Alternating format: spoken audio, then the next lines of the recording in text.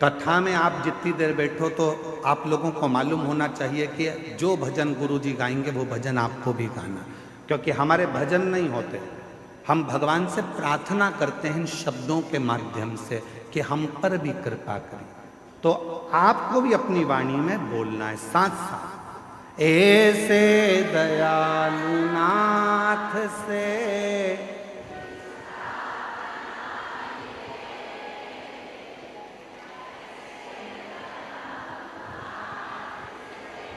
रिश्ता बना मिलता रहेगा आपको जो कुछ भी चाहिए, मिलता रहेगा आपको जो कुछ भी चाहिए। मांगा है भोले वरदान एक ही, मांगा है भोलेनाथ से वरदान एक ही, तेरी दया बनी रहे जब तक है जिंदगी, तेरी दया बनी रहे जब तक है जिंदगी। मांगा है भोलेनाथ से वरदान एक ही। हमें बस एक वर दे दो, अंतिम श्वास तक तेरी कृपा, आखिरी सांस तक तू मिलता है। आई माघ मेले में 5 दिन की शिवपुराण सुनने के लिए आई। मैं जानती हूं कि मैं 1 महीना कल्पवास नहीं कर सकती, मेरे बच्चे छोटे हैं। मैं 1 महीना माघ मेले में नहीं रह सकती क्योंकि मेरा परिवार बड़ा है। 1 महीना मैं बाबा इस माघ के मेले में कल्पवास नहीं कर सकती क्योंकि मैं घर में परिवार को लेकर चलने वाली हूं। पर बाबा आज विश्वास से कहती हूं, 5 दिन भी अगर मैं इस पंडाल में बैठकर कथा सुनूं तो मेरे भोले बाबा, हे मेरी गंगा मैया, मेरे इस 5 दिन की रात्रि को कल्पवास की 1 महीने की रात्रि मान ले, उतना फल देना मुझको।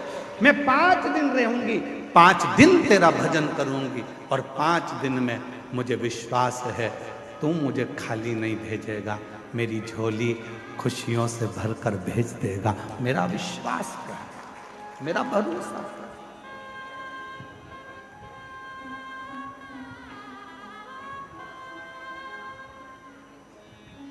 एक माँ ने अपना पत्र लिखा है कि मेरी, देखो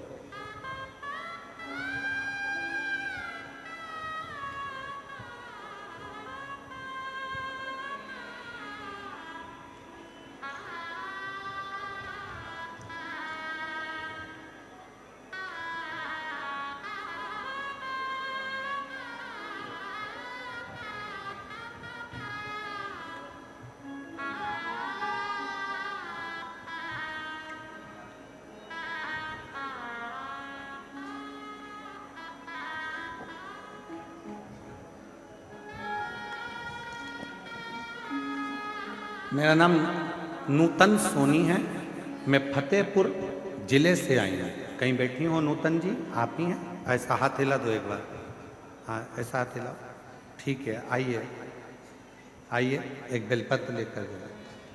मेरा नाम नूतन सोनी है, मैं फतेहपुर जिले से आई हूँ। मेरा मोबाइल नंबर ये है। श्री शिवाय नमस्तुभ्यं। मैं प्रणाम करती हूँ। 2020 में कर्जा बहुत हो गया था, इतना कर्जा हो गया कि उस कर्जे को चुकाना भारी पड़ गया। बढ़ता बढ़ता कर्जा और लाखों में बढ़ गया, दुगना तिगना चौगना, किससे कहूं। तब कर्जा बढ़ते बढ़ते जब लाखों में और ज्यादा, 20 लाख से भी ज्यादा और बढ़ता चले गया। जैसे जैसे साल निकल रहे थे कर्जा तिगना चौगना होते जा रहा था। तब किसी ने कहा कि वो सियोर वाला बाबा कथा कहता है, उसके पंडाल में बैठकर जो मांगा जाता है वो मिलता है। आ गई प्रयागराज के कुंभ के मेले में, पंडाल में बैठ गई। मुझे नहीं मालूम था, मैं मेले में फंसती फंसाती एक दिन कथा में पहुंचकर बाबा से विनय करी, झोली पसार कर कहा, मेरा कर्जा बहुत ज्यादा हो गया है, तुझे चुकाना। आप कहते हो कि पंडाल की मिट्टी को भी सिर से लगाना, मैं तो उठाकर ले गई पंडाल की मिट्टी को। गुरुदेव, अब जरा पत्र को आप यहां पर देखिएगा, मात्र जाने के 15 दिन हुए हैं। एलईडी पर पत्र चल रहा है कि नहीं चल रहा? चल रहा? नहीं चल रहा? आस्था पे है, एलईडी पर क्यों चल रहा? ठीक है, कल चल जाएगा। प्रयास करिए यहाँ के लोग भी पत्र को पढ़ें। आस्था पे चल रहा है पत्र, ध्यान दीजिएगा, और एलईडी पर कल से चल जाएगा। 15 दिन, केवल 15 दिन निकले, ना जाने वो पंडाल की मिट्टी में क्या था। और 15 दिन के बाद मेरा धीरे धीरे कर कर 20-20 लाख का कर्जा मेरे बाबा ने जो चुकाना चालू करा, आज मैं पूरे कर्जे से मुक्त होकर बाबा की कथा को सुनने के लिए पंडाल में बैठी हूं। ये शिव की लीला। आज एक भी कर्जा मेरे माथे पर नहीं, एक कर्जा मेरे मस्तक पर नहीं।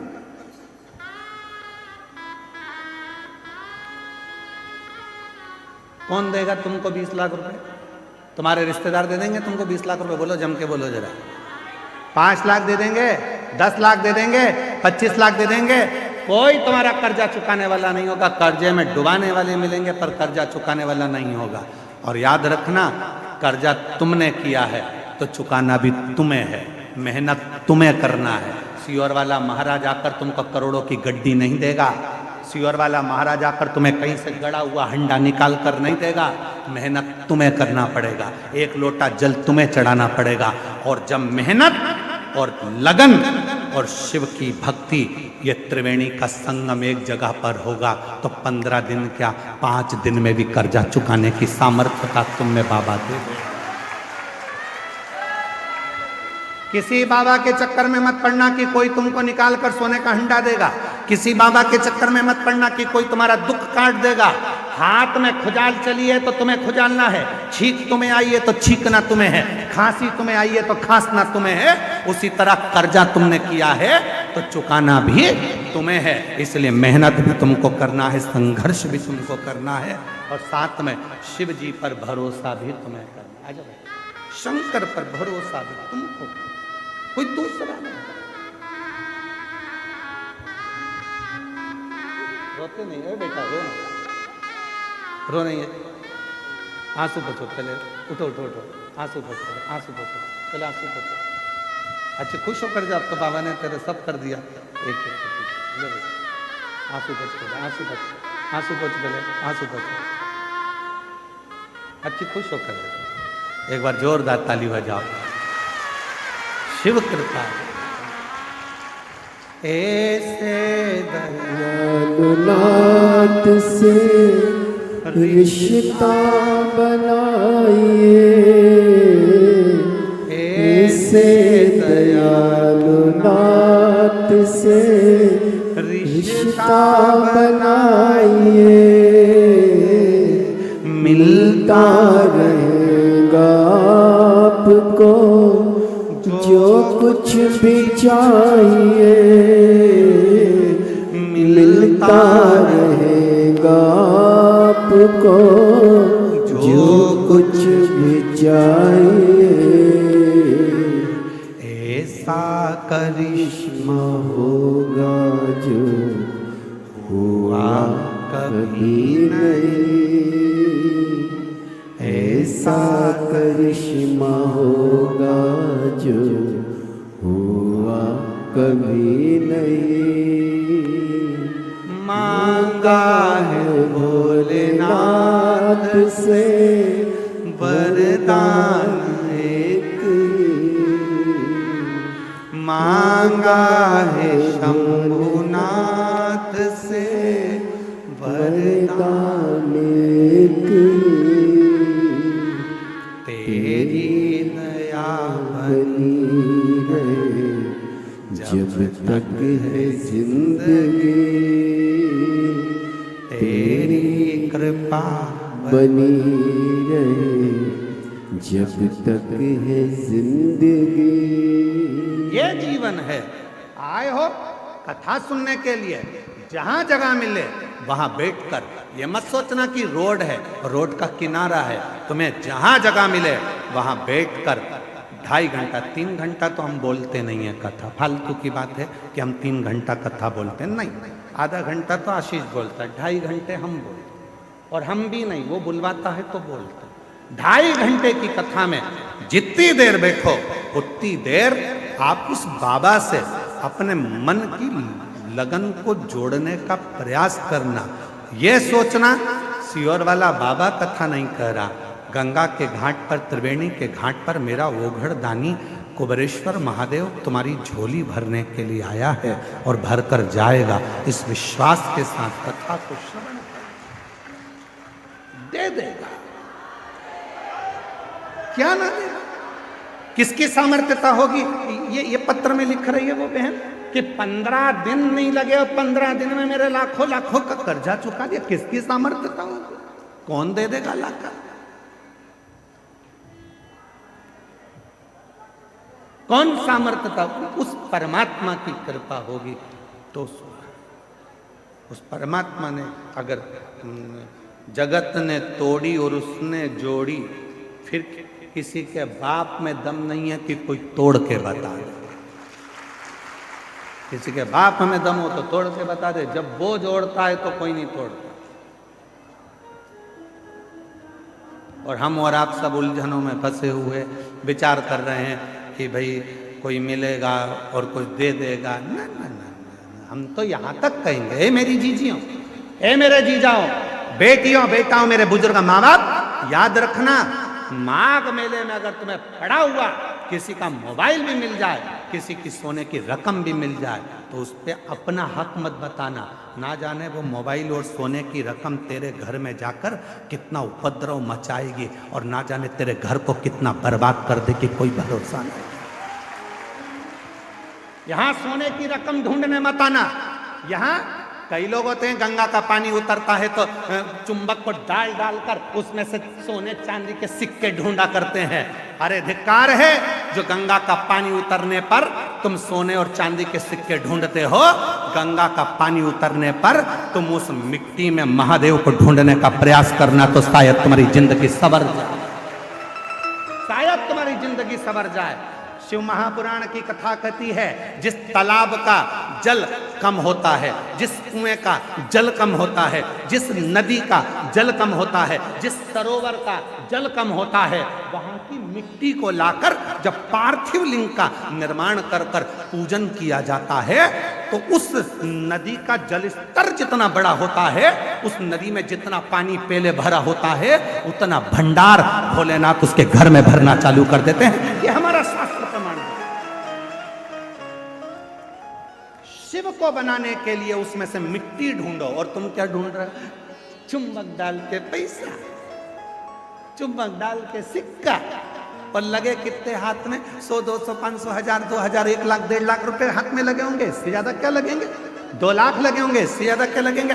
पर यदि उसमें से जब नदी का स्तर नीचे जा रहा था, कुएं का पानी कम हो रहा था, तालाब का पानी कम हो रहा था, जलाशय का पानी कम हो रहा था, उस समय पर वहां की मिट्टी को लाकर पार्थिव का निर्माण करते, शिवलिंग बनाकर उसकी पूजन कर कर विसर्जन कर देते, तो नदी पूर्व में जितनी भरी हुई थी उतना भंडार मेरा भोलेनाथ तेरे घर का भर देते। ये हमारा शास्त्र का। एक बार हमने ये कथा पहले कही है, तो किसी ने पूछा, क्यों गुरुजी, उस मिट्टी में ऐसा क्या हो जाता है कि भगवान शंकर जितना उस नदी में पानी भराता है उतना भगवान उसका घर का भंडार भर देता है, उस नदी में ऐसा क्या हो जाता है, उसकी मिट्टी में ऐसा क्या हो जाता है? तो शिव महापुराण की कथा में आता है, कृष्णेश्वर महादेव की कथा, 12 ज्योतिर्लिंग में से 12वां ज्योतिर्लिंग। सुधर्म नाम के ब्राह्मण की 2 धर्म पत्नी थी, घूष्मा और सुदेहा।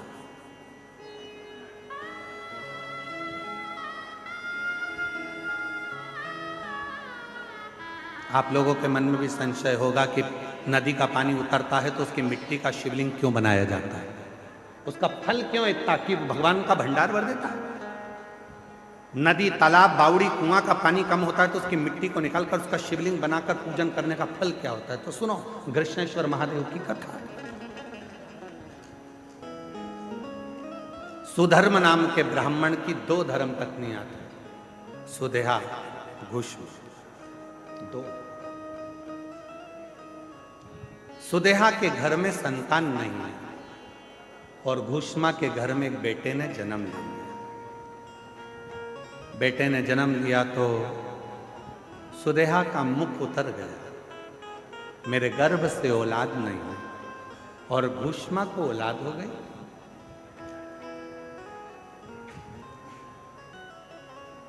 सुधर्म ने अपनी पत्नी घुष्मा से कहा कि तेरे गर्भ से यदि एक बच्चा हो सकता है तो तेरे गर्भ से और भी बच्चे जन्म ले सकते हैं। तेरा जो बेटा है इस बेटे को तू सुदेहा को दे।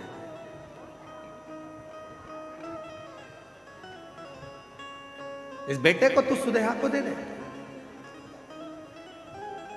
सुदेहा को, हाँ ठीक है। उत्सव रखा बड़ा भारी और घुष्मा ने अपने बेटे को सुदेहा की गोद में दे दिया। अब घुष्मा का बेटा नहीं, अब सुदेहा का बेटा।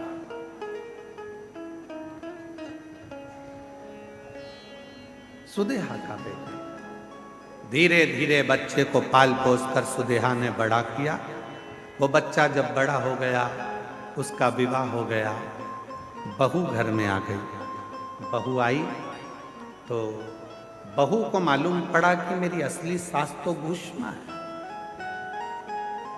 सुदेहा की गोद में मेरे पति को दिया गया, पर सास तो घुष्मा। अब वो सुदेहा को कम मानती है और घुष्मा को ज्यादा मानती है।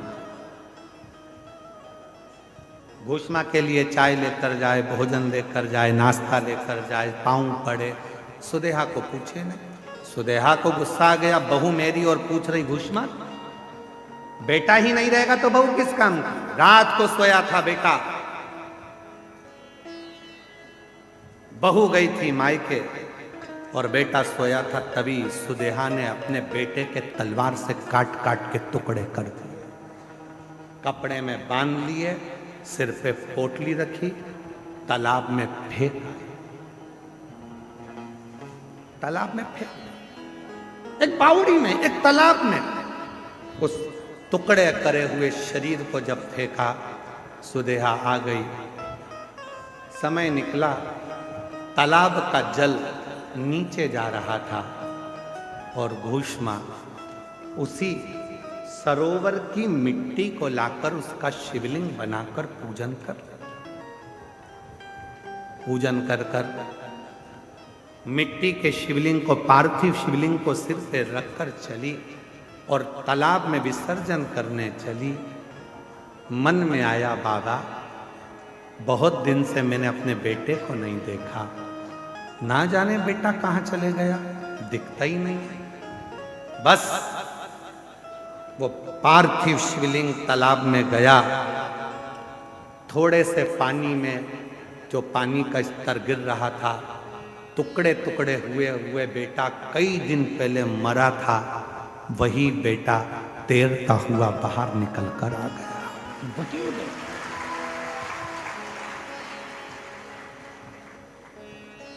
चीख पड़ी, मेरा बेटा और पानी में। मां से गले लगा, बेटा तू पानी में कैसे आ गया? पता नहीं, पर अंदर कोई बाबा था। दोनों पति पत्नी ने मेरी बहुत सेवा की। घुष्मा ने आवाज लगाकर कहा, बाबा मैं जानती हूं कोई दूसरा बाबा नहीं आ सकता, बाबा तो मेरा महादेव ही होगा। बाबा आओ दर्शन तो दो। तब मेरे भोलेनाथ निकल कर बाहर आए और कहा, घुष्मा जिस सरोवर में ना जाने कितने पार्थिव शिवलिंगों का निर्माण होकर विसर्जन हुआ। वो मिट्टी इस सरोवर में जमती चली गई और उसी मिट्टी के भाग से तूने मेरे शिवलिंग का निर्माण करा।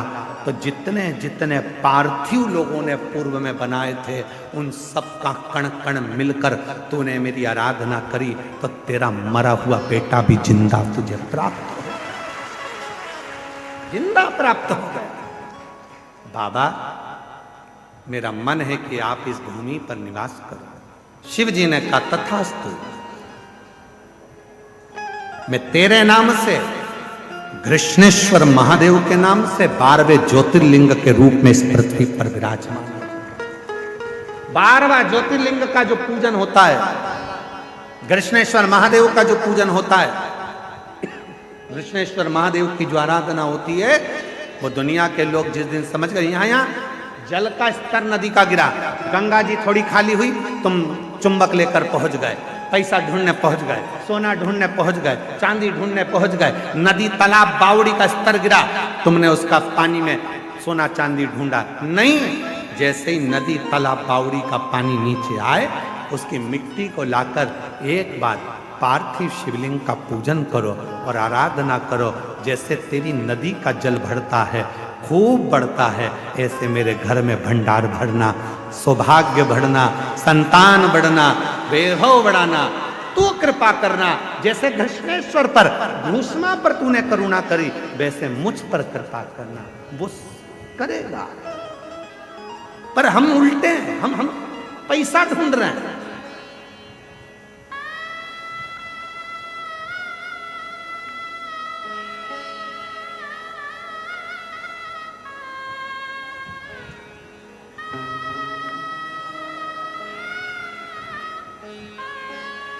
यहां 2 तरह के लोग आते हैं गंगा का स्नान करने के लिए त्रिवेणी के घाट पर। एक हर हर गंगे करने आते हैं और एक सबको नंगे करने आते हैं। यहां त्रिवेणी के घाट पर 2 तरह के लोग आते हैं। एक हर हर गंगे करने आते हैं, बिना कोई भी विचार करे, बस गंगा का स्नान, पूजन अर्चना, ध्यान, आराधना, साधना, स्मरण, भक्ति, छिपकर छुपाकर नाम जप करना, भोजन भंडारा कराना और चले जाना। और दूसरे तरह के आते हैं, सबको नंगे करने आते। ये गया गंगा के जल में और वो गया चुपचाप से तुम्हारे कपड़े मपड़े भरे, और तुम बाहर निकलते सी पूछा कपड़े रखे थे, तो बाहर खड़े हुए बोले तुम कर रहे थे हर हर गंगे, वो कर रहे थे तुम्हें नंगे। गया ले।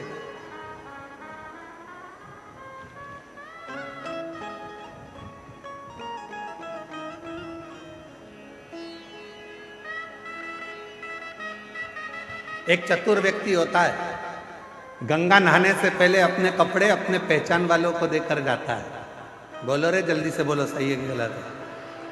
अरे बोलो जम के, भैया संभालना, भैया संभालना, भैया संभालना। अभी आया नहा के, पहचान वाले को देकर जाता है कि इसको संभालना, नहीं तो लोग मैं हर हर गंगे करूं और लोग मुझे नंगे कर दें, इसलिए तू इसको संभाल लेना। उसी तरह बस चतुरता तुम में होना चाहिए। जिस समय पर भगवान शंकर के इस प्रयागराज के मेले में आओ, उस समय पर महादेव को अपना पूरा भार सौंप कर आना, तू संभाल लेना। नहीं तो लोग तो नंगा करने में लगे हैं, मैं हर हर गंगे करूं और लोग कुछ करें, तू संभाल लेना। तेरे भरोसे आया, तेरे, मैं किसी और के सहारे नहीं, भरोसे नहीं। मेरा तू ही तो हमदर्द जिसे हर दर्द कहता, मेरा तू ही तो हमदर्द है जिसे हर दर्द कहता। दुनिया के आगे प्रभु चुपचाप में दुनिया के आगे प्रभु चुपचाप में रहता हूँ। मेरा तू ही तो हमदर्द जिसे हर दर्द कहता हूँ। मेरा तो हमदर्द है जिसे हर दर्द कहता हूँ। तू संभालना मेरे बाबा दया मैं तेरे भरोसे हूँ। बाबा जी हमारे शिव भक्त ऐसे हैं, आधी कथा तो हम बाजते हैं, आधी ये बाजते हैं। हमको ज्यादा मेहनत नहीं करना पड़ती। मेरे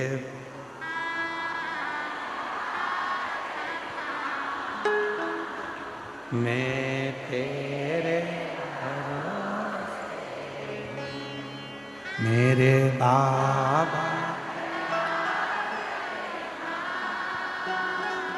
मैं तेरे भरोसे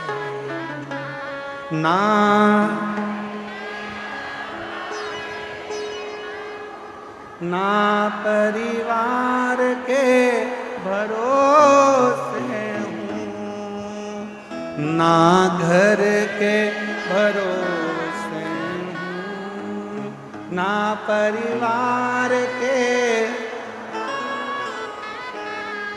मेरे बाबा दया करना मैं तेरे भरोसे। भोले बाबा दया करना मैं तेरे। इसीलिए तेरे डमरू की धुन सुन के मैं काशी नगरी आई हूँ।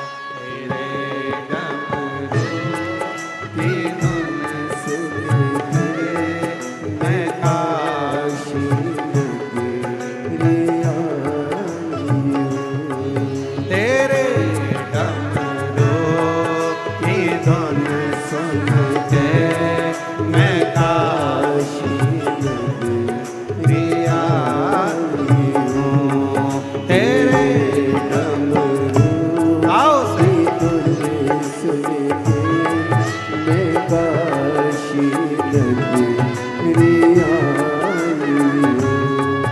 मैं काशी नगरी आई हूँ। मैं काशी नगरी आई हूँ। मैं काशी नगरी आई हूँ। मैं काशी नगरी आई हूँ।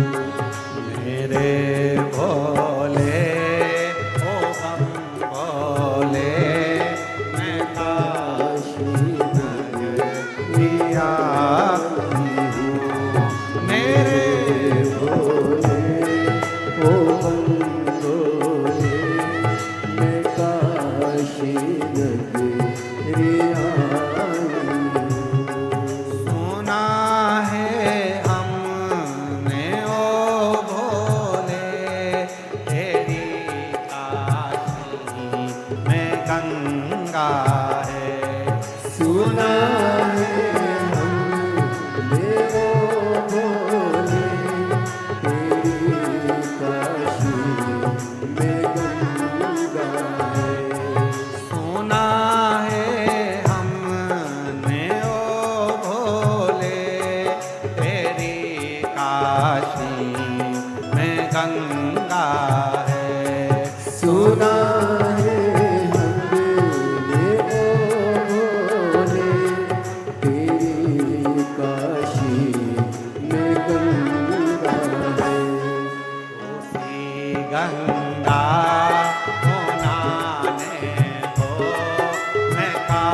काशी नगरिया ओ सी गंगा बुलाने को मैं काशी नगरी आई हूँ।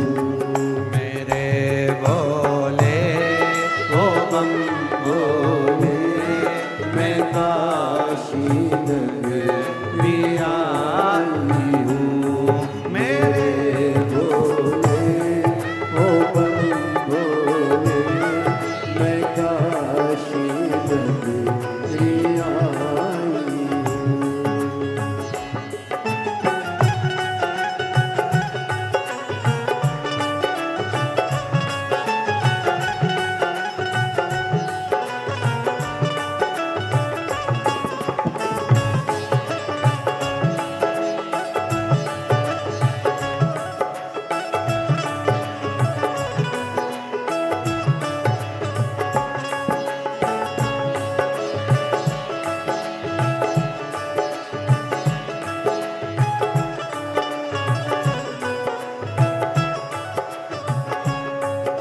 सुना है हमने ओ भोले तेरी काशी में मुक्ति है। सुना है हमने ओ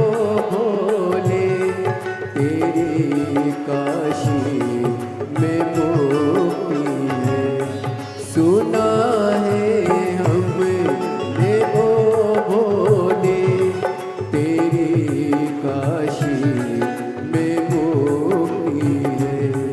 सुना है हमने ओ भोले तेरी काशी में मुक्ति है। उसी मुक्ति को पाने को मैं काशी नगरी आई हूँ। उसी मुक्ति को पाने को मैं काशी नगरी आई हूँ। मेरे भोले ओ बम भोले मैं काशी नगरी आई हूँ। मेरे भोले ओ बम भोले मैं काशी नगरी आई हूँ। नमो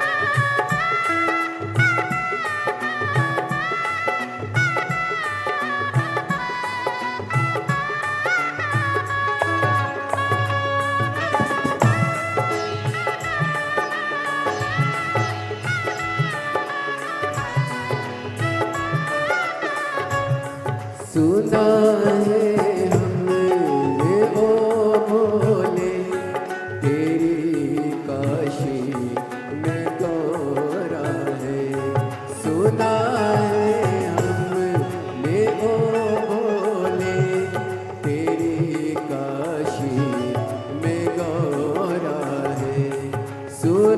है हमने ओ भोले तेरी काशी में गौरा है।